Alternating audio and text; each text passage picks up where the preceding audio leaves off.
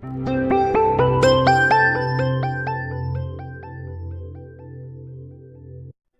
and welcome back to Let's Code Physics. We are in episode 3 of our Drude circuit simulator. This is where we're trying to use strictly mechanical interactions of electrons with their surroundings to model circuit behavior.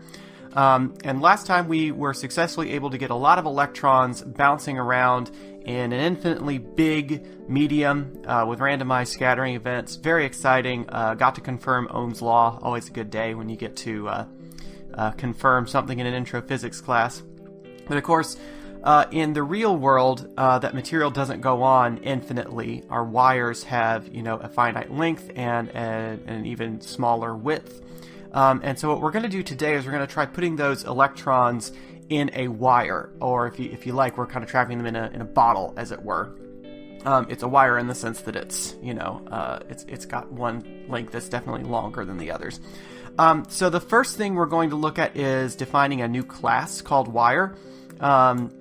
This is going to have quite a few properties to it because it's got some geometry that we've got to keep track of. When we create a wire, we're going to have to specify its position, so where the wire is located. We're going to have to specify its length and its width. So we're assuming that this thing has a square cross-section, so it's width by length, and the length is going to be the longer dimension. So we're not specifying these in terms of x, y, and z. We're specifying them in terms of which is the longer length and which is the width of the cross-section. And then we'll specify a direction by up, down, vertical, left, right, horizontal, or we might come up with some other descriptors there.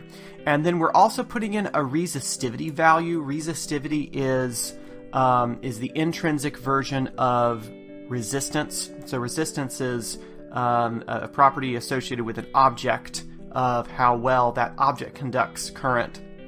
Resistivity is a measure of how well that material conducts an electric current density.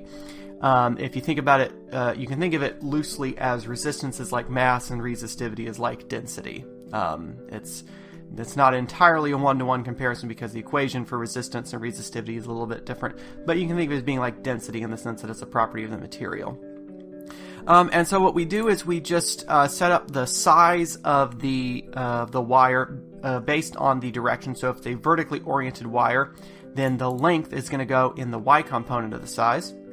And if it's a horizontally oriented vector, then the length is going to be in the x component of the size. We're not yet going to make our circuits 3D where they're going in and out of the page, so we're just going to leave the z component as this width here and basically ignore the z direction as we've been doing. So then we create the box itself that represents the wire. We're giving it the size that we defined earlier, a position we defined earlier, so it's important to note that this position that you define in the wire is the location of the center of the wire. And then we're making it semi-transparent so that we can see the electrons inside the wire. And then we need to keep the electrons inside the wire, and so in order to do that we have to know where the bounds of the wire are. So I've gone back to my good old FTL code to pull out the ways to get the top side, bottom side, right side, and left side of an object. So we're just taking the position and then adding or subtracting half the size in that direction to get the top, bottom, right, and left. That just gives us the y value for the top and bottom and the x value for the right and the left, so that we can compare those against our electron's position. And then we're recording the resistivity, but we're not currently using that. Or it's basically in the next video, this is going to be used to assign the scattering time for each particular wire when we have multiple wires. But since we're just going to have one wire in this video, we can keep the scattering time definition down here in the electron. And so the electron class basically remains unchanged. I've added in a note that next time I need to add a variable to keep track of which wire the electron is in, because if one wire has a higher resistivity than another, then that's going to change the scattering time. So we'll move next time this scattering time from the electron class to the wire class. And then basically when we have two wires connected, so say you've got a wire going horizontally and then it connects to a wire going vertically, I can move the electron from one wire to another just by changing that value. But again, that'll be next time we start keeping track of that. The next big change comes in the move electron subroutine. So this is where we are doing the actual updating of the velocity and the position. Everything from the beginning until this point, or this point there's a highlight, until this point remains unchanged. We've got the electrons encountering a randomized scattering event and then shooting off at a given speed with a randomized direction. Otherwise, the velocity updates in the usual way based on the electric field. And here's where we had to add in something new. When the electron collides with one of the walls of the wire, so we're keeping track of the wires in wire_list. Again, we've only got one for today, but I went ahead and put in the formalism for that here. So what we're doing here is we're trying to detect a collision. So basically, if you reach the right edge and your velocity is in the rightward direction, then you are about to head out of the wire. Or if the electron is at the left edge and headed in the left direction, then what we need to do is we need to flip the electron's x component of its velocity. So we need to just multiply that by -1, which is what we're doing right here. Then we do the same thing with the y component. If the y position, the y coordinate, is greater than the top of the wire and we're headed in the positive y direction, then we need to flip the velocity. Or likewise, if we're at the bottom of the wire and headed in the downward direction, then again we need to flip the velocity in the y direction. And then we update the position just like we've done before. Down here is where we create the wire. So we're putting in a list. It'll be a single item list, so it should be pretty straightforward. We're putting it at the center of the view screen, giving it a length of 10 and a width of 1. And we're going to put it in the horizontal direction. And then down here we've got the electrons. Let's change that for them all to start in the center. There we go. And then we'll give them, let's see, here we're giving them their electric field, and then the update down here remains unchanged. I've gone back to the position just because, I want to show you something that happens with the position graph on this. So when we run this, we'll get a wire with some electrons in it. All right, let's not worry about the graph for right now. Let's take a look at the animation. So here's our electrons in green. They are experiencing an electric field to the right, so they are tending to travel to the right. There's still this guy is swimming upstream there. But you notice that very quickly they start to cluster over to the right-hand side because we've got an electric field pointing this way, and so they're tending to accelerate in this direction. Oh, our rebel is slowly moving his average to the right. Oh no, he just broke free. I shouldn't have mentioned it. He's self-conscious now. But what you notice is they're bouncing against the right wall here. Let's get a better view of that. So they're bouncing against the right wall here. So they're being accelerated in this direction. They slam against the wall, bounce back this way. And so what you end up with is that the electrons are sort of bouncing around mostly in the right half, actually even the right third of the wire. You can see that reflected in the position versus time graph. So again, the blue and the red are the y and z components. We expect those to average out to 0, which they are. Especially now that we've got this constraint in the y direction, they're being pushed back and forth in the y direction better. And in the x direction, though, we've got the linear velocity profile like we saw before, or the linear, the constant slope on the position versus time graph that we got before, but it's leveling out pretty quickly because they're experiencing this collision going back to the right there. We can see that, it should be pretty obvious, but we'll get the same result even if we change things like the electric field or double the electric field. But I'm going to decrease the rate. Those things were bouncing back and forth pretty quickly there. So with an increased electric field, they're still moving over to the right. So even if we put in a weak electric field, they'll eventually all cluster over to the right. Again, we get the same behavior on the position versus time graph. We got a pretty consistent velocity until they start, striking the rightmost wall there, the right wall. It's not like there's any other wall on the right. so that this thing levels out. Now what this wire, you would have this hooked up to something else, and they would be traveling somewhere else, to another wire. Then they would go through another wire, then they would come down another wire and back around to here. That's a bit complicated. I'm working on that, on getting them to go around in a loop. But for right now, what we can do is we can make this wire infinitely long.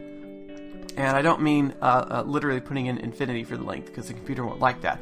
But what we can do is, instead of having the electrons bounce off of this wall here, whenever they reach the right edge, we can send them over to the left edge. The technical term for this is a torus, where you glue one side of a space to the other side of the space. And that's my little note here about can change to an infinite wire. So what I'm going to do here is, instead of having the wire bounce off, instead of having the electron bounce off, what we're going to do is we're going to send it over to the other side. So what we'll do here, let's see. Actually, what I want to do is I need to split this up into two conditions. So I actually want to comment out this whole thing. There we go. So what I need to do now is I need to evaluate whether it's at the right or the left separately, because that determines where I need to send it. So let's see. So here we'll take a look at the right side. I think that... Is that legit there? Yes. Okay. Although I think I've got one... Yeah, I've got an extra pair of parentheses, so for cleanliness sake, we'll take those out. So here, if we're at the right edge, and the velocity is pointing to the right, then what I can do is I can change the electron's position, e.particle.pause. I can just send that over to the left, so I can send that over to the wire's left edge. And then I can do the same thing if it reaches the left side with a leftward velocity. So I just make this less than the wire's left wall and velocity less than 0. That should be the same condition I have over here, right? So e.particle.pause.x less than w left and e.velocity.x less than 0. Awesome. I could have just copied and pasted from up here, but it's nice to work through the geometry in your head again. Only now, instead of it going to the left, we want it to go to the right side. So here we're sort of resetting the position. We're saying if you reach the right and you want to head right, then we're going to bump you over to the left side. And if you reach the left side and you're heading over to the left, then we'll bump you over to the right side. And what that's going to do... Let's take a look at these. So what we should see is, as soon as electron reaches this side, we should start to see them pop over this way. Oh, and I did something that it doesn't like. Oh, right. My bad. These are... So this is a vector, and this is a scalar. You're not allowed to do that, so I need this to be position.x. Oops. You would think I would have done that with the .x hovering right above and right below it, but nope, forgot that. Okay, let's try that again. Okay, so as soon as they hit the right edge, we should see them pop over here. Oh, you see them popping over. Now, they're being scattered backwards, and so some of them will pop back over to the right, but once we get a nice little chain going here, we've got this sort of infinite conga line of electrons here. I think I just found the title for this episode, Infinite Conga Line of Electrons. Let's take a look at what happens to the position graph. So for the position graph, we see it increase, and then it jumps down, and then it's going to... actually, once they get average out to 0, so this graph is not going to be quite as useful to us. I'll need to put in the velocity graph. I mean, we've already seen that the velocity displays Ohm's law, so I'll do that off camera for next episode. Okay, cool. And so what we get now is we get these electrons that are moving, along from, just down the wire and then back around as if they were, just zipped around to the other side. One way we might get a better visual of that is to take a look at one particular electron. So let's say we take electron list of 0 dot, what did I call it? Particle? Yeah, dot particle. Let's change its color to red, and let's turn on its make trail. So we're going to look at one particular electron. So now we can follow the red electron. Uh-oh, sphere is now at interval count. Oh, I'm wondering if I wonder if it doesn't like the make trail. Let's take that out, leave that in. Okay, yeah, we can see the red particle now.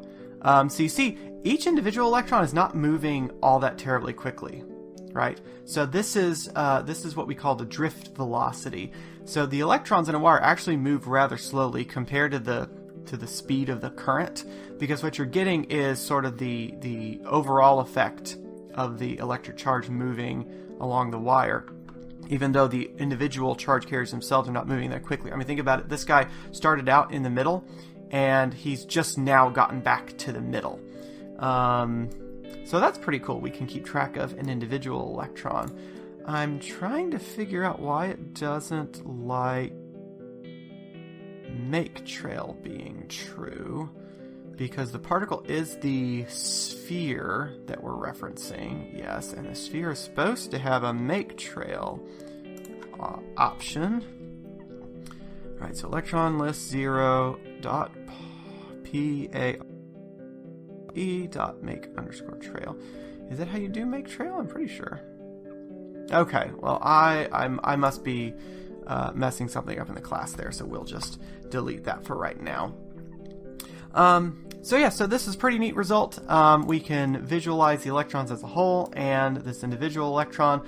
Another thing we could do would be to keep track of sort of the average electron. Well, we do keep track of the average electron position right here. We can make a visualization of that here by adding another sphere that moved with the average.